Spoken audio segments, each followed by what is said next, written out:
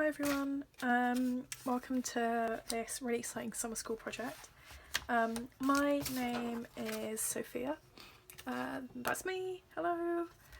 I teach here at Ravensbourne. I'm a sessional lecturer and I teach on visual communication and fashion promotion.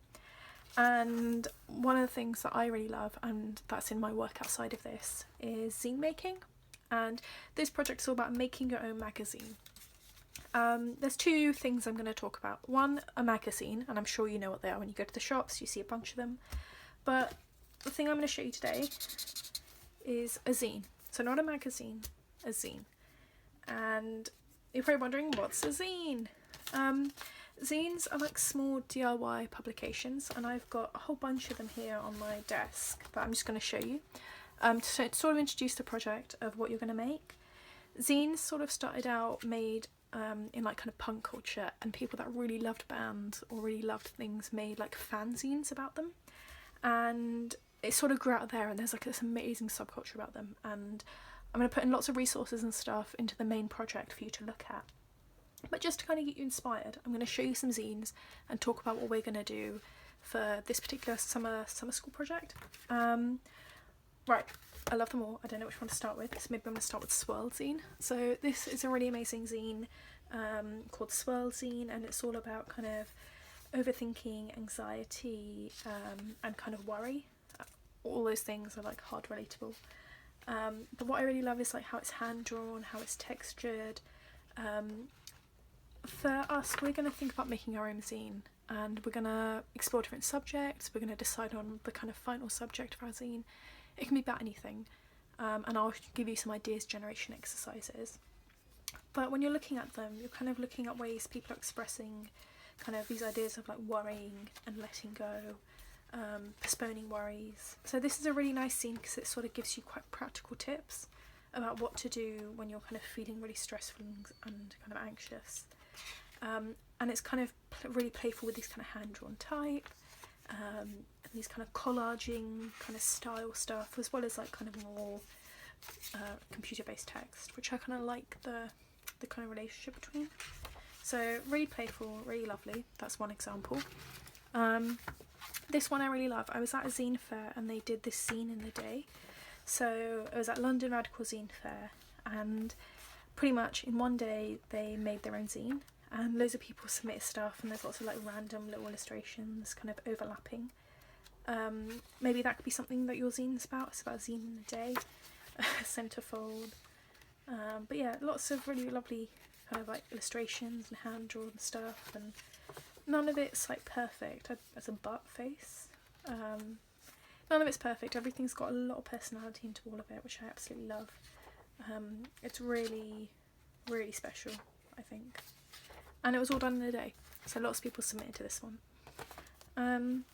This is one of my favourites. A little bit more professional and kind of printed, like digitally made. It's called Scene, One of My Kind. And there's a lovely little quote by Audre Lorde here. And some of it's more written text, so if you're really great at writing, maybe that's what you want to kind of put into your zine. This is beautiful paintings and some close-ups. So look at the layout, look at the way they treat text and type on the page. These are all things you're going to want to be thinking about in your own zine.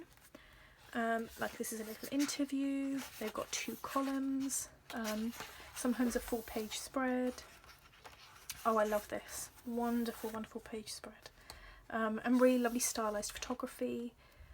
So maybe you can take some of your own photos on your phone and put them into your zine digitally if you wanted. This is a really great example of that, and the typography is so playful. Really, really nice pace to the whole thing as well.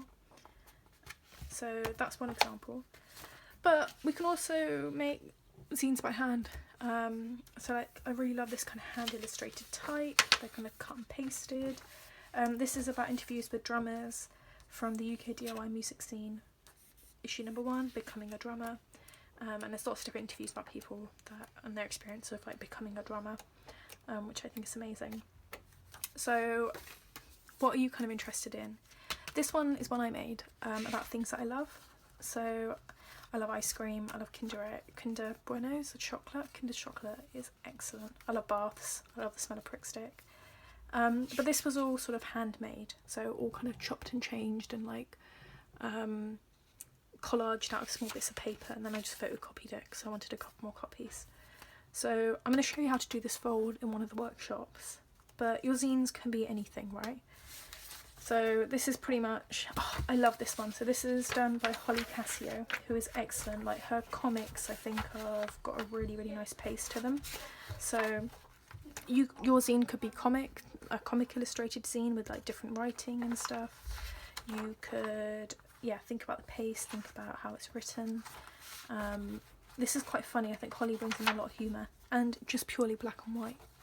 So hopefully that gives you a little idea into what zines can be. That's another one of my hand-drawn zines. Swirl Scene. I think it's a zine of wishes. Oh, this is a lovely zine about home and longing for home, and it's just 2 colours, which I think is great. Really nice printing. So we're going to start off by doing an ideas generation exercise to get you kind of thinking about what your zine can be. We're then going to show you some really basic techniques. You're going to develop your zine, you're going to experiment with lots of stuff, and then the final outcome will be a wonderful zine, however you make it, that would just look amazing in your portfolio.